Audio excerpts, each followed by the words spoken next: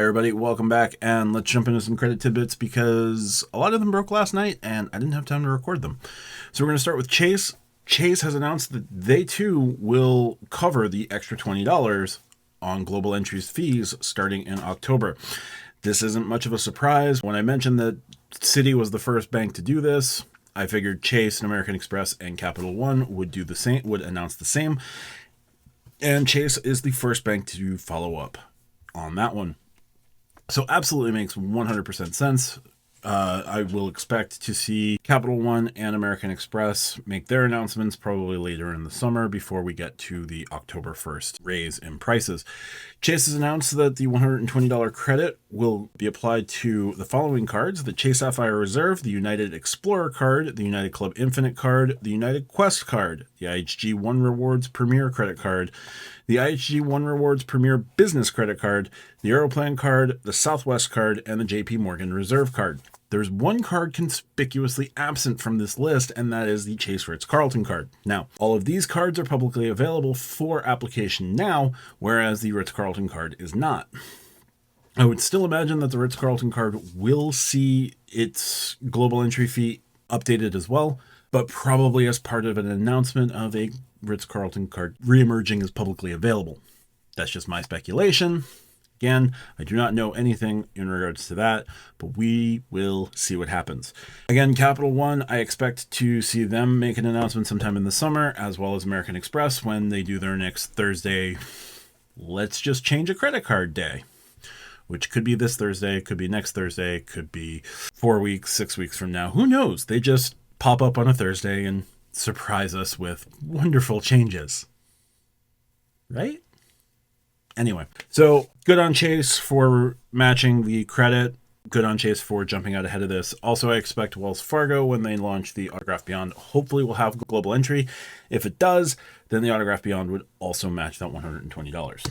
Need to throw in a Wells Fargo mention in there, guys. So let's move on. Another thing I found last night, this from Upgraded Points. Capital One is switching the payment networks for the Venture and Venture X business cards. Why? I really don't know. But let's jump into it. The Capital One Venture card is a Visa signature card currently.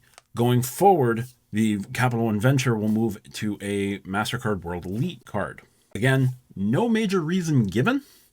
It will change some things about luggage and luggage reimbursements, so it will be a minor tweak to the card there. Again, I don't understand why, but there we go. So just reading from Upgraded Points, sorry. The baggage insurance will now extend to include damaged luggage in addition to theft. The card will now provide cardholders with cancellation and interruption coverage, which is positive. So if there's an illness or death of the cardholder or an immediate family member causes the trip to be canceled or interrupted, cardholders may be eligible for up to $1,500 in reimbursement. And both the Venture and Venture X business card are gaining temporary 5 times points on Capital One Entertainment. That is through December 31st of 2025. I believe I've mentioned that in the previous video. Sorry. So the Capital One Venture X, a charge card that is a World Elite business credit card, whatever the business equivalent of World Elite is, that is what the Venture X business is. It is becoming a business, whatever the business equivalent of a Visa Infinite would be. I'm not aware of what that is. My apologies. So the biggest change with this card is that if you use the Venture X business card for cell phone coverage and cell phone insurance, that insurance is now being reduced from $800 to $600. It will have a $50 deductible. Now, if that is a major reason for holding the card, maybe this is a bit of a cheapening for you. I can't say. I don't hold the card. I don't use it for card reimbursement. The other thing with the card, with the Venture X business card, with moving from MasterCard to Visa, its luggage will no longer receive reimbursement for damage, but it'll only be applicable in cases of theft or loss. So could be a minor downgrade, could be lateral. I don't think it changes anyone's decision to apply for the card, but there is those minor tweaks. Now this comes along with Capital One still working through the logistics, I'm sure, of their Discover purchase acquisitions. So then they've always said that the cards that are on Visa and MasterCard, most of them will stay the same. I don't see the Venture card becoming a Discover card. I could see the Venture One becoming a Discover card. I could see the Quicksilver cards becoming Discover cards. But the Saver line and the Venture lines, primarily like the annual fee Ventures, I expect those to stay on their respective networks. It's weird to see them swap from Visa to MasterCard and from MasterCard to Visa. I would expect that, Ventures would just be all one payment processor, Savers would be the other payment processor, and then you have your internal payment processor after the acquisition goes through. This is weird, and it's a weird cost cutting for taking baggage and trip cancellation and interruption away from the Venture X business card and lowering the cell phone protections. I don't understand it. There has to be a rationale. I can't see it, and I don't want to immediately go, the cheapening again, because that would just be too easy, honestly.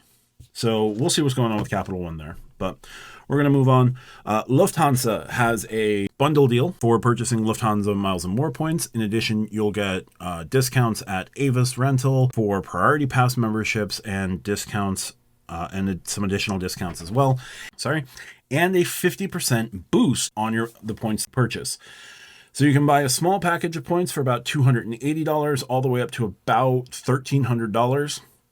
I do not know if this purchase is bought through Lufthansa itself, which would qualify for the Chase Sapphire Reserve $300 travel credit, or the Ritz-Carlton $300 travel credit, or if this is going through points.com, the website that you buy everybody else's points from. So definitely give that a look. I'll throw a link to the Lufthansa bundles down in the description. A 50% boost is higher than we've seen before. I have mentioned this before as a 30% boost. So the 50% boost is back. Good on Lufthansa for doing that. And it's a way to purchase Lufthansa points and a number of other benefits so that Lufthansa can sell these points. The German government does not allow for direct sales of points for consumer protection reasons. Germany has stricter consumer protection laws than the United States. So something, I'll put the link down below. But that is the reason why you don't usually see Lufthansa sell their points directly. So they are usually bundled together, but they do try to make the bundles as attractive as possible to get folks to sign up. So there you go. American Airlines and Lufthansa have also announced new business class products or business class plus products. So American Airlines launched theirs today. Let's just jump into that a little bit. It is now called their new flagship suite preferred seat. And so that is going to be replacing first class on a number of planes. This will be on 787 and 777s, depending on which models. Looks like they're taking away proper first class and giving this business class plus. In addition, Lufthansa is also announced their version of their new business class plus. That is Allegris business class. That will be primarily on, one moment, does not mention which card product it will be on, but I assume some form of Airbus. So apologies on that. Now we're going to close out with an offer from Hilton. So starting May 2nd of this year, and you can sign up now, Hilton will be doing two times points on all stays that are paid with cash. So if you hold the Hilton Honors Aspire card and its ability to give you 34 times points per dollar on Hilton purchases at Hilton for stays, that will move from 34 points to 68 points per dollar, because 2 times 34 is 68. So if you pay with a Hilton card, you'll get double the points listed on your card. So for the Hilton Honors card, I get 7 times points per dollar plus my bonus for being Hilton Silver. If you had the Hilton Surpass, that would be 12 times points plus your bonus for Gold, and Aspire it's 14. I think it's 14x at Hilton plus the bonus for Diamond, which comes out to about 34 points per dollar. So 68 points per dollar and so on. So there you go. That is the last I have for the moment. I'm sure there's some other stuff. I did do a video earlier today on Cardless's new card with Qatar Airways. We'll see more on that card, I'm sure, relatively soon, and I have to go sign up for that one. Be on the lookout for another video from me either late tonight or tomorrow about a special feature that folks don't think about when it comes to Chase cards, because they actually kind of have a grocery category, except it's a little complicated. But we'll talk about that in another video. If you like what I do, hit the subscribe button, hit the like button, and if you'd be so kind, check out the links in my pinned comment for various ways to help out the channel with either point referrals or tip jars if you would like. Talk to you guys soon. Thank you so much for watching. Bye.